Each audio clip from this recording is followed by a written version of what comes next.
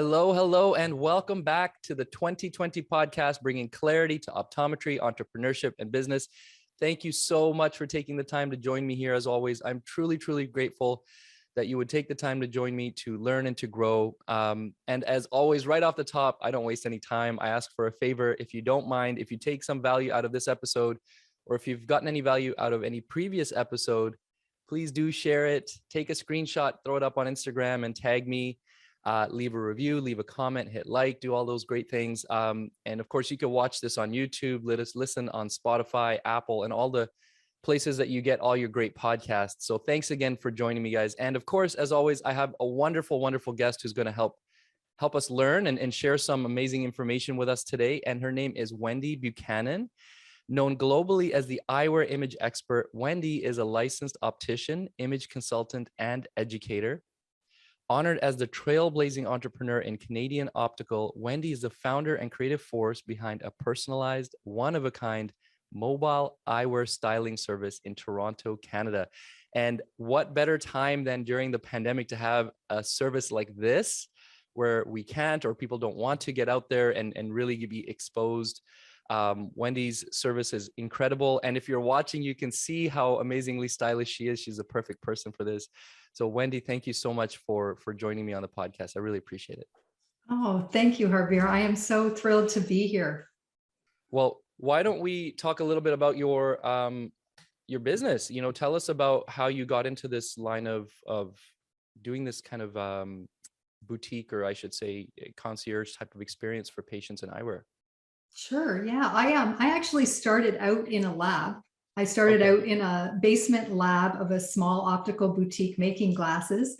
And so really learned about the industry, you know, from the grassroots, like from the very bottom, how to put lenses together or frames together, how to tint glasses, and really enjoyed the business. So I went to school, became an optician, and worked in the Toronto area for some of the big optical stores. And after about 8-9 years, I just was bored. I was like, oh, you know, I don't think I want to be an optician anymore. I don't think I like the industry anymore. I was selling the same old glasses every day, and I had just lost my passion. And I thought, what am I going to do? Because I can't do this for 20 years. So what am I going to do? And I kind of fell into the image industry, into the styling business, and trained to be an image consultant. And I was like, this is great. This is my way out of optical. I'll never fit another pair of glasses. And I started styling people with clothing and accessories to work with their business image. And one day, one client said to me, well, now that you've got me all put together, my glasses don't look great on me anymore. And I was like, oh, yeah, you're right. They don't. And she said, well, you're an optician. Why don't you get me some glasses that work with my wardrobe? And I was like, whoa, yeah, that was a different way to look at eyewear now. I was like, now it's fashion. And that was 25 years ago. And it wasn't maybe as big of a fashion accessory as it is now. Right. But I was intrigued. So I started to bring in some product and really offer eyewear as an accessory to go with the clothes that I styled for people. And what happened was all of my referral business came because my clients got complimented on their eyewear. And so it was an easy referral. They're like, oh, I have this stylist who's an optician and she fits my glasses to match my wardrobe. And she'll come right to your house. So it was an easy referral for my clients. So I was only about 6 months in when I completely pivoted and said, why don't I just be a stylist for eyewear and really focus on eyewear and matching that to wardrobe and business image. And that's kind of how I got started. That's awesome. What a cool story. Like, I love these types of stories about the journey that people have in their business and entrepreneurship. Like you decide you want to take this step, but actually it opens a whole other door that you didn't realize was even there, and then that leads you down a whole other path. And you're doing such a unique thing, the service that you provide. I had told you about this before when we'd spoken, that I actually was doing something similar myself, and I really understand from from the perspective of that the customer, when you're going into their house and you're showcasing the eyewear like this, it gives them an entirely different experience, a much more intimate experience. And, you know, there's a whole different level of appreciation from the customer. But the type of eyewear that you're styling, like, I mean, the frame that you're wearing is beautiful. And so like, this is going to be super unique for people. You know, one of the things we talked about when we chatted was when you walk into an optical, and this is something that I personally struggle with myself. Like if you walk into my office, we have lots of frames, but they happen to kind of all look similar, right? They're all sort of black and brown, sort of similar shapes and sizes. I was initially involved in the process when we first opened. I was initially involved in the process of picking some of the frames, but I found very quickly that a lot of the stuff on the board ended up being just stuff that I liked. So now I quickly took myself out of the equation. Now we have a little bit more mix, but I imagine there's other people out there who are dealing with the same kind of thing as me. What kind of advice do you have for somebody in that setting, a business owner who owns that optical and is maybe feeling like there's a bit too much of the same stuff on the board? Yeah, I think it's natural to be attracted to what you like. You know, you're attracted to people who are like you, people who dress like you. So it is a natural thing that happens in your gallery, is that you're going to buy what you like. And what I learned in my image training and what I created was like 5 unique personalities. And this really is for everyone. So if you have the different personalities covered, then you kind of take you out of the equation of buying the eyewear, and you're thinking of the different, you know, personalities and what they might like. Are they more feminine and pretty? Are they more sporty and natural? And once you kind of cater to the other personalities, then you can start to really create a diverse frame board. And the cool thing that happens with that diversity is that you now have the opportunity to make recommendations for more than one pair of glasses if they don't all look the same. Right. And really drive revenue that way. And those 5 personalities, are they 5 sort of standard personalities, or am I coming up with my own 5? Well, I created the personalities based out of need. When I was starting my business, so I had no brick and mortar, and I had to figure out a way to drive my business, because selling one pair of glasses to everybody was just, I wasn't going to survive. I was going to hit that 3-year mark and I was going to be done, and I didn't want to be done. And so I got creative, and I really took all my image training and transposed it to eyewear style and created 5 personalities.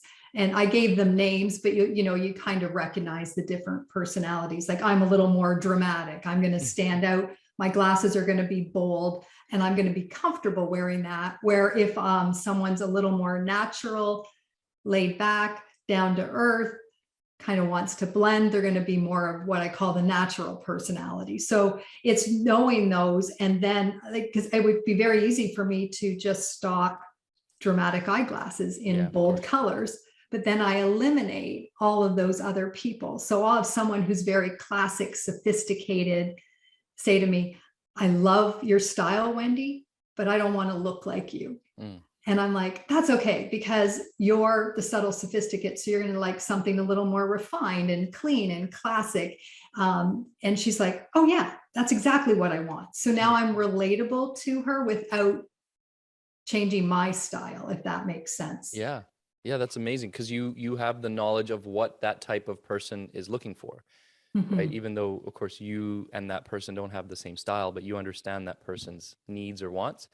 So if you wouldn't mind sharing a little bit more, I love that you've already tapped into the 3 of them, right? The sort of the more dramatic yourself, the more down to earth or the natural, and then the subtle sophisticate. I like that. That's the phrasing of that. Would there be a couple others that you could share? So really like trying to implant these ideas into others in my mind as well. So when I go to work, I know, okay, I got to try to hit a few of these different people. Yeah, absolutely. So one is the elegant charmer. So the elegant charmer loves the luxury.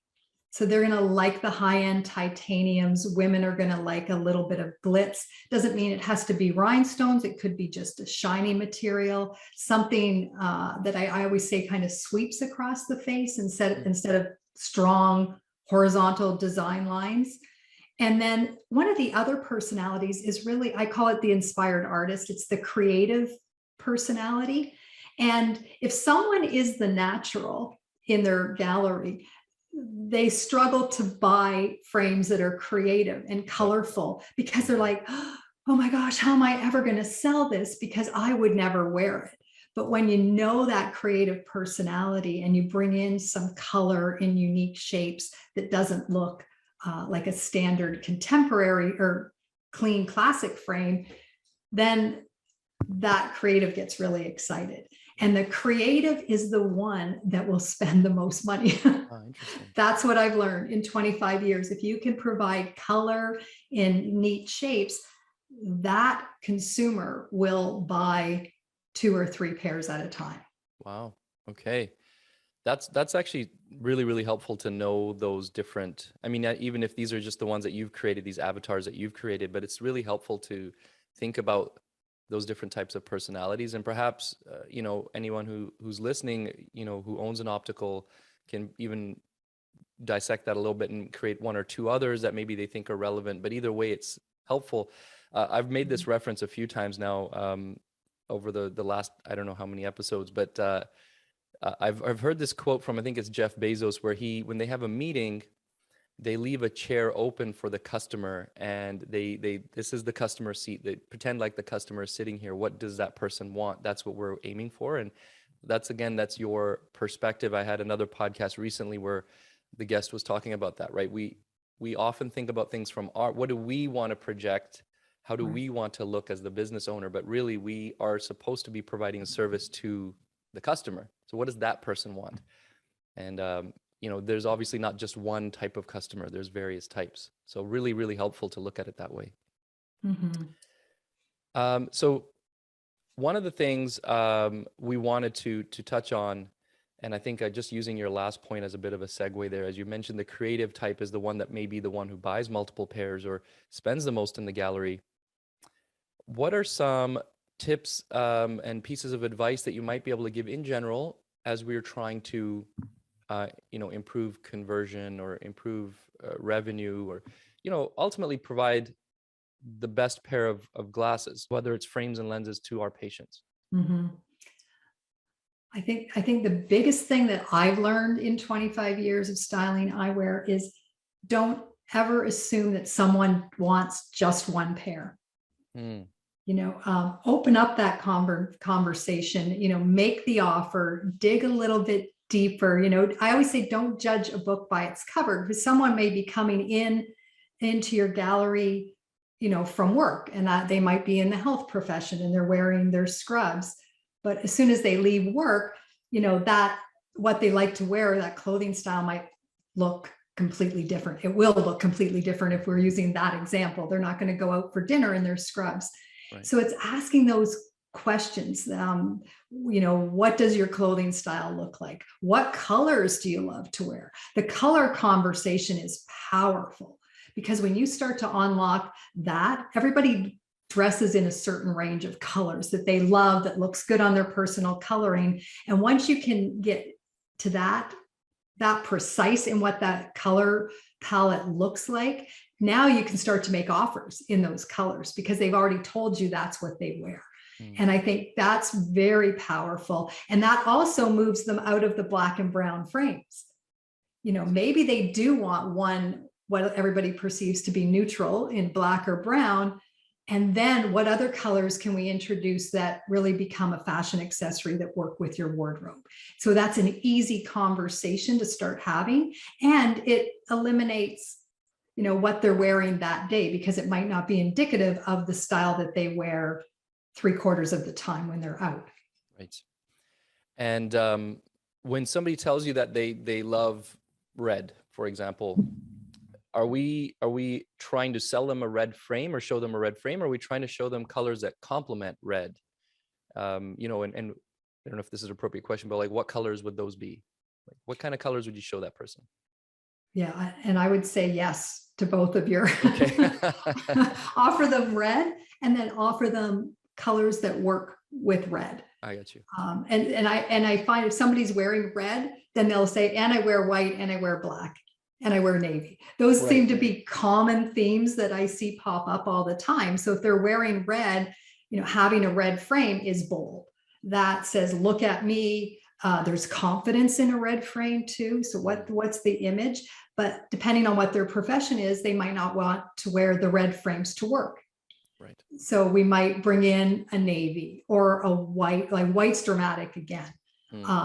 And really work with that color palette. So I'm thinking with red, like I wouldn't maybe give them an orange frame. We wouldn't go into that, the yellows, but red is beautiful with white and navy. I've even seen red and purple together and it works great. Okay. So it really comes down to what that personality style is, because the natural is not going to wear a red frame. Gotcha. The subtle, sophisticated, classic personality will, the daring, dramatic will, the elegant charmer might wear it when they bring in their dramatic.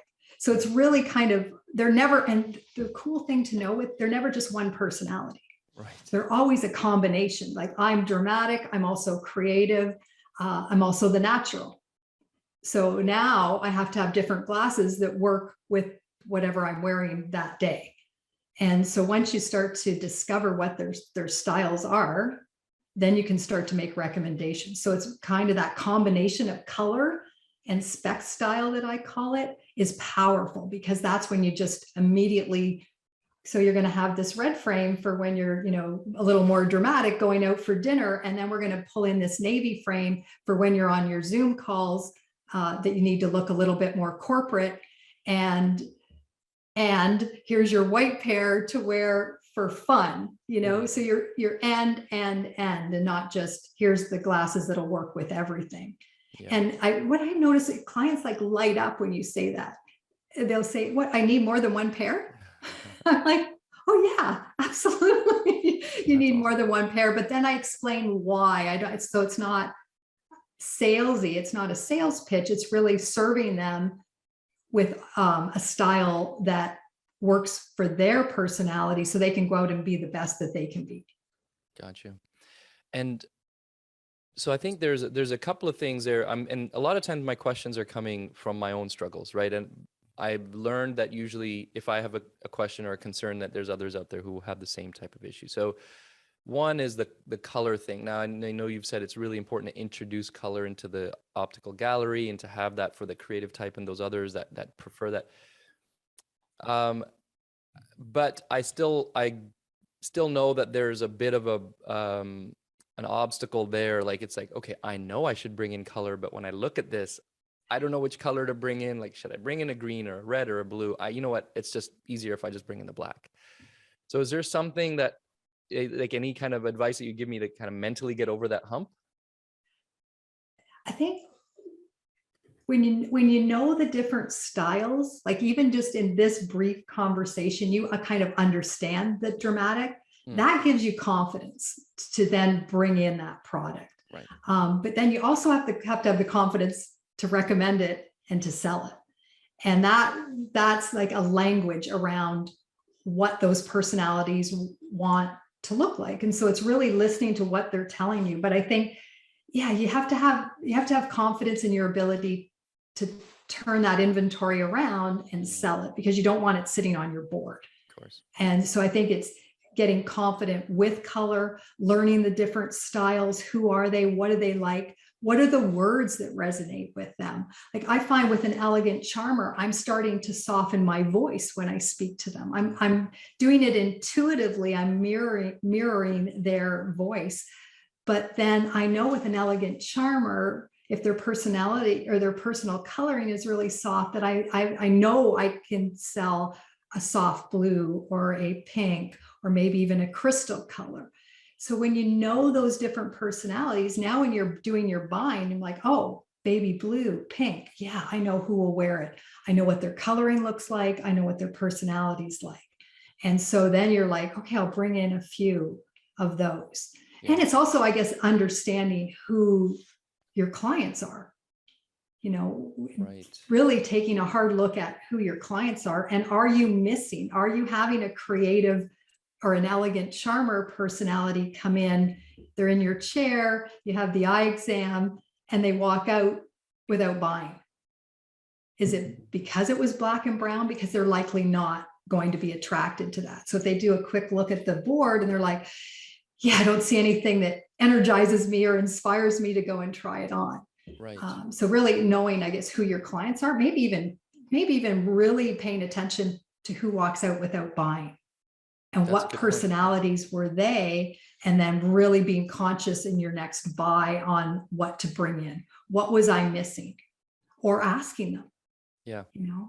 Yeah, and some patients do actually vocalize. They already know what they're looking for, you know, whether it's a certain brand or a certain style or color, like they want something bold, and they do express that. You know, some people know what they're looking for, others maybe don't consciously know, but they know that it's not here. So that's actually a good point, is perhaps asking, or at least paying attention to what type of person that was that didn't buy. And you can usually deduce. Some people don't, you know, they don't want to pay, or they have something else that they want from their purchase that perhaps you're not offering. But you can also tell that maybe it was a certain type of personality that didn't buy from you. And consistently, if that type of personality is not buying, that's important information. And on that note, actually, the other thing I wanted to ask you was, so we know that there's different personalities, and you've given us a nice breakdown of like 5 different personalities that personality types that you use. Can you give us some advice on, like, so if I have a patient walk in the door, how do I, in a snapshot, sort of deduce what personality that person is? Yeah, there's so much we can visually pick up from people. And you know what I found fascinating through COVID is that I was able to start offering virtual eyewear styling. And because I know the styles so well, I could actually determine what their style is in this little box. That's amazing. So I'm not even seeing their full body. I'm not seeing everything they're wearing, but from their facial features and what I'm seeing from kind of the neck up, shoulders up, I could figure out who they were. So when I look at you, for example, it's funny. I was going to put you on the spot, but you're doing it yourself. Go on. Well, and so I see a couple of different things. So I see a little bit of the natural, because you are very easy to connect with.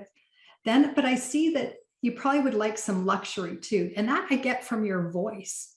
Just your voice is clear, concise, but there's a soft tone to it. So that makes you very relatable, which is probably why you're so good at what you do. You're relatable, you're easy to connect with. And that's really a crossover of the natural. The natural tends to be very good in sales because they are easy to get along with. They mimic them, they can connect, they can start conversations without being trained to do that. It's just a natural personality trait. The elegant is warm. They like luxury.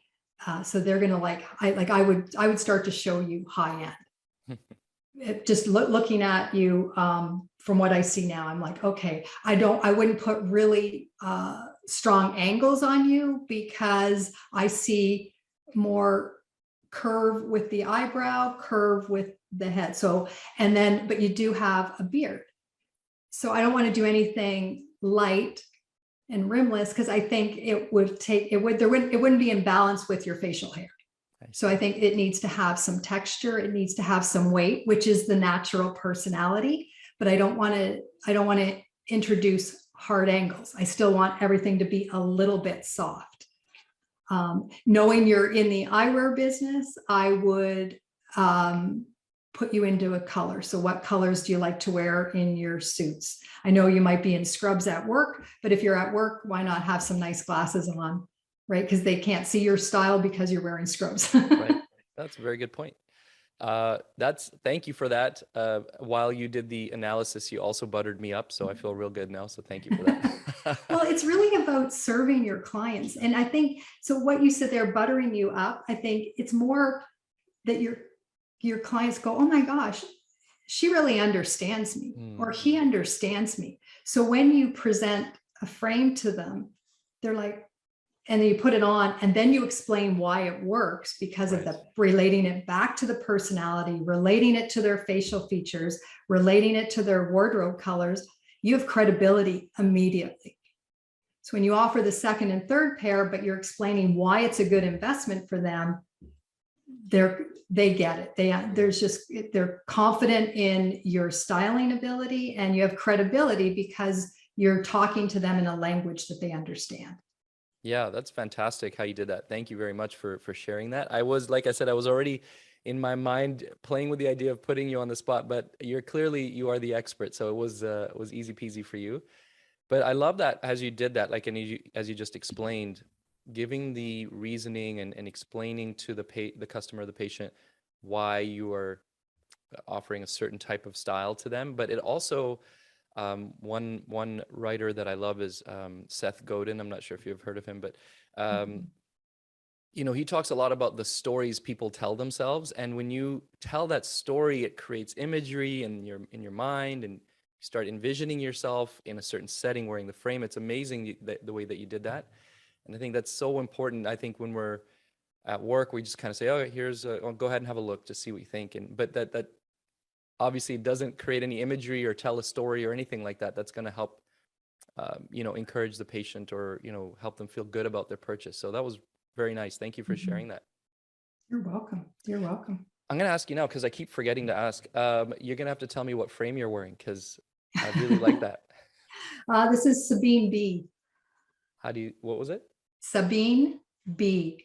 B-E. Sabine B. I got you. And out of Paris. Out of Paris. Very nice. And are you generally carrying more boutique lines like that, or do you carry some more of the run-of-the-mill, middle-of-the-road type of stuff too? I don't carry anything mainstream or mass market. And, part of that comes back to, who you are. I can't get excited about selling something that they can buy down the street. If they go out in a circle, they're going to find 6 stores that have the same product. Right. So I think to differentiate and to really start to be a go-to destination optical is to bring in product that you don't see everywhere else. That they know that, oh, if I go to see Dr. Harbir, I'm going to get something really cool. I'm going to get great eye care. I'm going to get a good prescription, and I'm going to be able to see well, but I'm also going to look fabulous when I leave there. And that's that whole feeling that you talked about, that imagery that happens. Yeah, that's it. That's part of that story, and part of the imagery, the vision that person gets when they think about going to see Wendy. They can already picture themselves wearing something different that stands out. So Wendy, I read an article that you had written that talked about some of the changes that have happened. I mean, there's so many changes that have happened during this pandemic, but opportunities, I think more importantly, would be the right word for people in the optical industry. And I wondered if you could share some of those with us. How can we look at this thing that was kind of obviously on the whole, kind of a negative experience for everybody, but how can we look at it and see the silver lining, and what would those silver linings be? Yeah, well, exactly what's happening, like with us, we're on a Zoom meeting. And so the opportunity has been that eyewear has become like that go-to fashion accessory. If I'm going to show up on screen, I want to look really good, and people care how they look. People have spent, through the last 2 years, tons of money on lighting, backgrounds, putting on the great jacket and then wearing track pants on the bottom. So eyewear is really the only accessory that people can see. So I believe that opportunity. Now, I know I saw computer glasses go through the roof, the sales of computer eyewear. But how, like, it used to be, let's just use my old glasses, put in my computer lenses, and I'll wear them on the computer because nobody sees me. And now people are investing in their computer glasses because that's where they sit for 6 or 7 hours a day. And that's been a huge opportunity. I think that's where I personally saw growth in my business, was because of computer glasses. And people weren't just buying one, they're buying 2 or 3 so that they can change it up, because they might be in the same, or in meetings with the same people. Right. So I think they're really investing in their eyewear because they get that it's a serious fashion accessory now. I think another thing that's happened is, the shift to a lot of personal appointments. So you had to have an appointment to come in. Right. Making that an experience for that client because they're tired. People are COVID tired. And so really making them feel special when they come in, creating an experience for them. And, I think optometrists have a captive audience. They're coming in for their eye test. People want to do everything one stop. If I can go one place, get everything done. And so it's just being able to get them motivated to stay, motivated to buy. And I think that comes with creating that buying experience for them, making them feel special, like if it's the language. And those are like huge opportunities for our industry on a whole. Even going to, booked appointments for your eyewear. You have a booked appointment for your eye test. You have a booked appointment for your eyewear styling. And so now it's like, whoa, I know I'm going to get personal service. Right. And I think those are huge opportunities for our industry. Yeah, I think, I accidentally saw that happen because like you said, even if somebody was coming in just to look at glasses, we had to book an appointment for them to come in. So there weren't too many people in the store, in the office. And you just naturally end up giving that person better service because you were just, undivided attention. And now as things are opening back up, we're finding there's more people just kind of hovering around and people just walking in, and the staff is sort of scrambling back and forth. Okay, I'll come back to you in a second. And that service has definitely declined, as much as we're trying to maintain it. But it feels like it's declined, but really it's just regressed to wherever it used to be, right? And now I feel like, wow, this is the service we used to provide. I can't have that. We need to, see if we can continue to provide that one-on-one experience where you have the time to tell the story and help the patient envision themselves in the glasses. All of that's so important, I think. I just had an idea just as you're talking. I would even start to promote that in your optical. We offer personal styling sessions. Would you like to book an appointment? And give them that time. And so have designated team members that are going to work with the booked appointments. And then they know they're not going to get interrupted. So I know when I worked retail optical, I would just be panicked by the end of the day because I was running back, edging a pair of glasses. And then I was doing a checkout on glasses. And then I was all in heels because I was working in the dispensary. So I'm in heels in a lab, tear off my lab coat, go out, talk to somebody about the glasses that they should be wearing. Then the phone rings and I have to stop and do that. And then another team member needs a PD measurement. And so I was always pulled. And I found that stressful working in that environment too. And I can imagine that a lot of team members are maybe a little stressed out because of 2 years of COVID restrictions and masks and protocols and sanitizing, that if they could just work one-on-one with someone for 30 minutes or 45 minutes, then they're building that relationship with people. And it's easier to make the offer and communicate why you're styling them with different glasses too.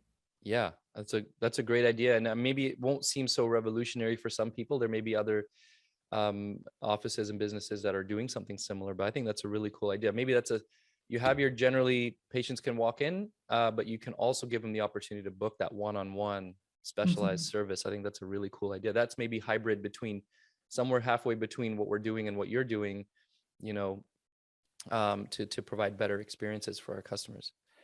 So, Wendy, I'd love for you to tell us, where can people learn more about you? Where can we find you online? If somebody wanted to get in touch with you, how would they do that?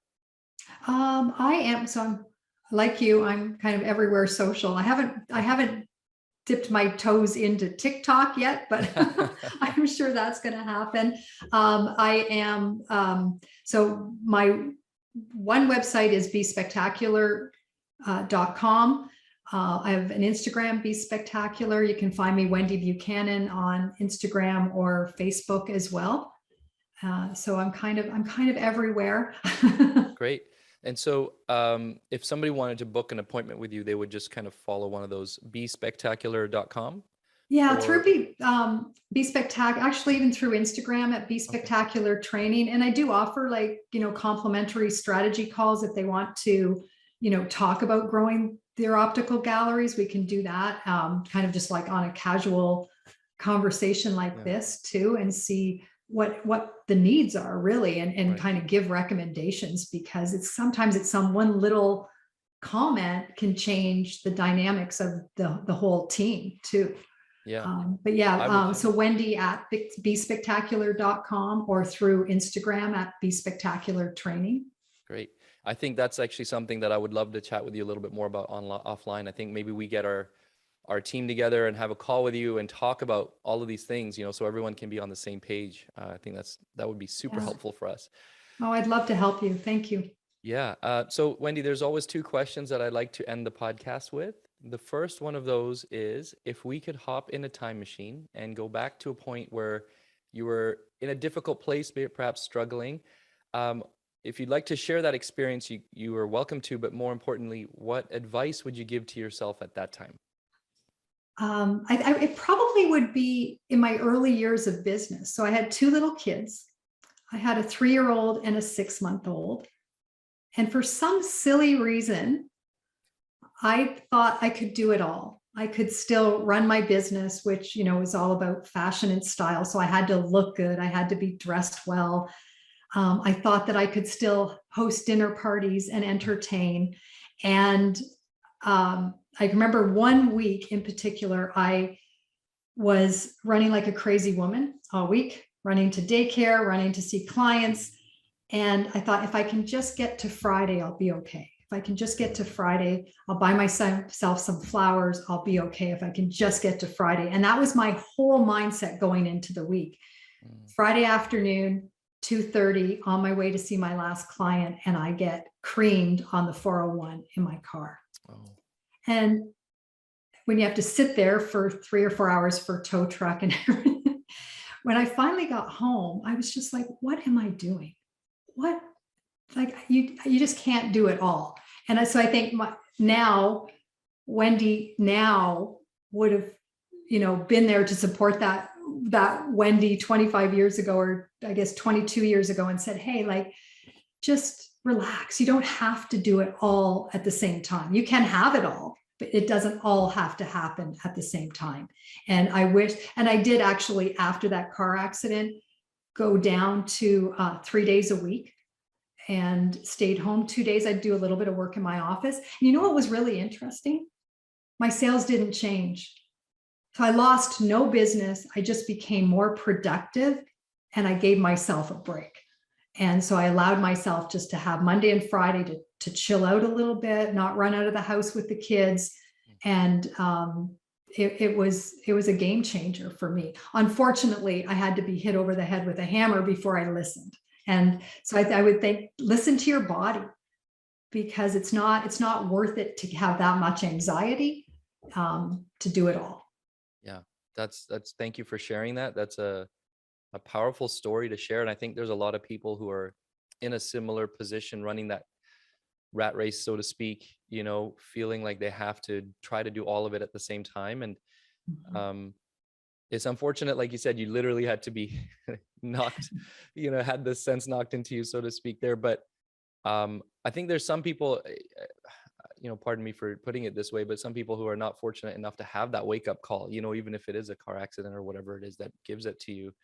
I think that's why so many times you'll hear someone who goes through a traumatic experience say that, I'm grateful for that experience because it led to whatever else came afterwards. But I'm very glad that you were able to find that and have that experience and grow. And the other part of it is, I think we learned during COVID that we can see less people, we can work less and still maintain the business, if not even grow it, because you're thinking about the business differently, working on the business instead of in the business, as they say. So a lot of lessons there. Thank you for sharing that.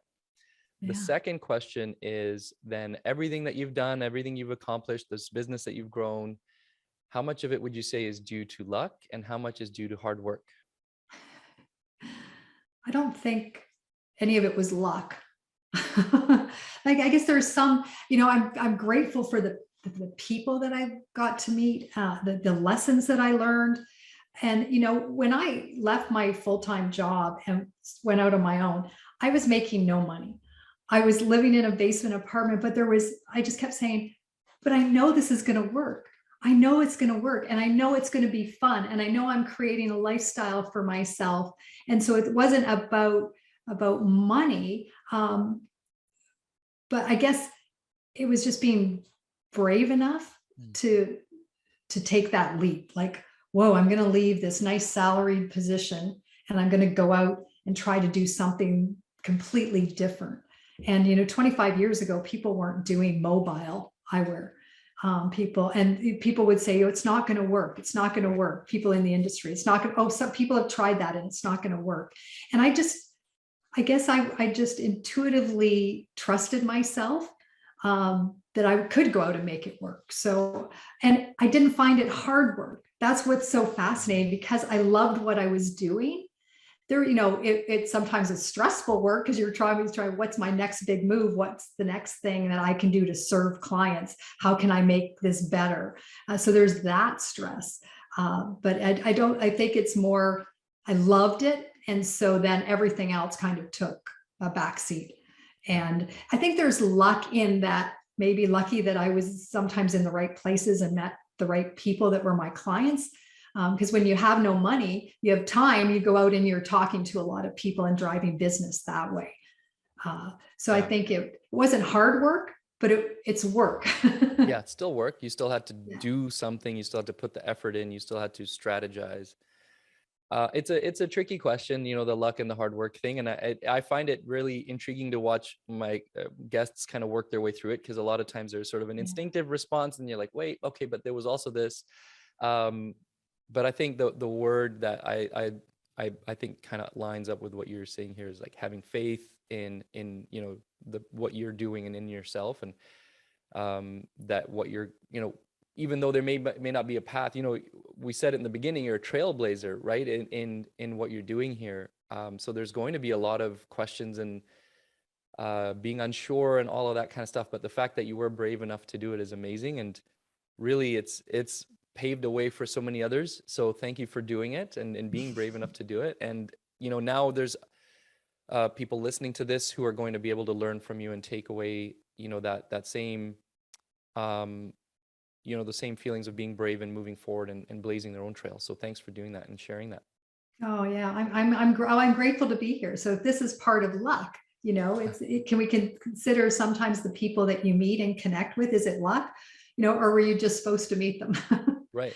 Was it just supposed to happen? That law of attraction. What are you attracting? And over 25 years, like, it's rare that I work with a client that I don't absolutely love and respect. And it's like, how neat is that? Because that wasn't the case when I worked retail way back when. Right. So you're kind of attracting the right people. So that's, I guess, a bit of luck too. Yeah. Or being a conscious awareness.